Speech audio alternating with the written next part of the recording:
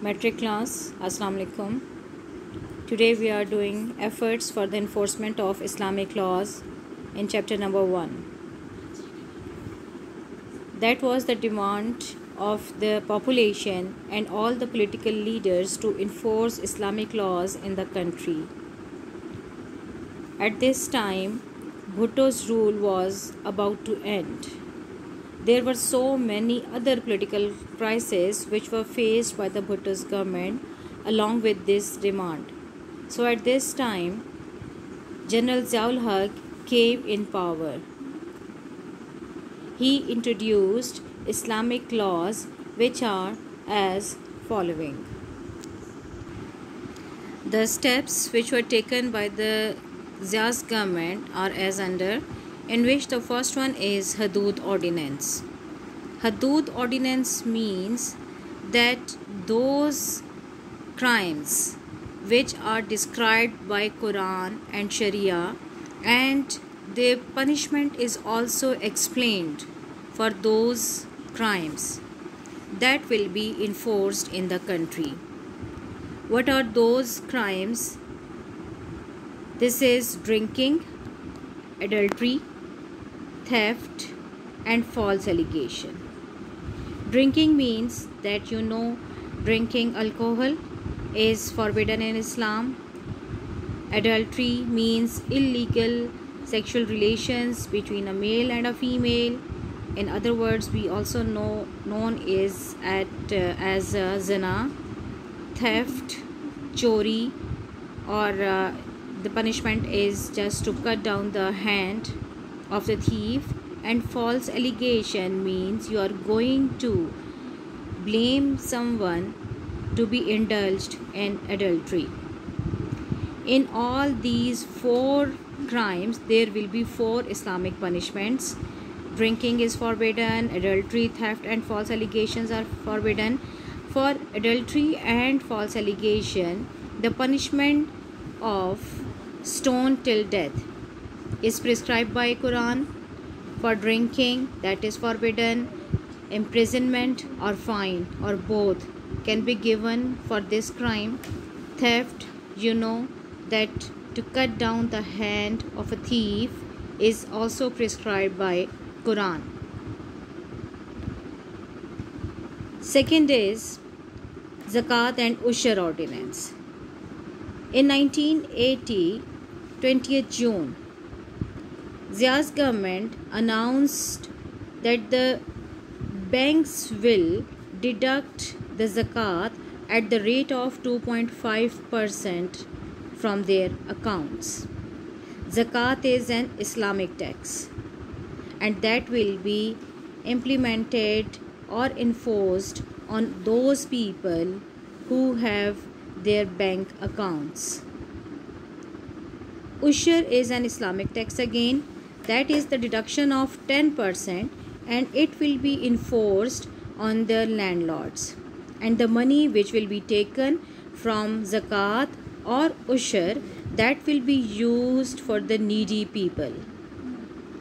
Zakat Foundation, that foundation was made to help the needy and poor people, because that was used to end the people's dependency on zakat. And for this purpose, 100 million rupees was allotted initially. Federal Sharia Court, that system was started by the President's Order number 1 in 1980. In all the high courts, a Shariat bench was made, which was composed of 3 judges. Same in the Supreme Court of Pakistan, where there will be an appellate Shariat bench consisting of 3 judges. This Shariat court has the power to do whatever the Islam says according to the Quran and Sunnah. If there is any law which is against Islam or which is un-Islamic, that will be abolished by the Shariat court. and its decision. Verdicts means decisions. The decisions of the Shariat bench were binding upon all, including the president.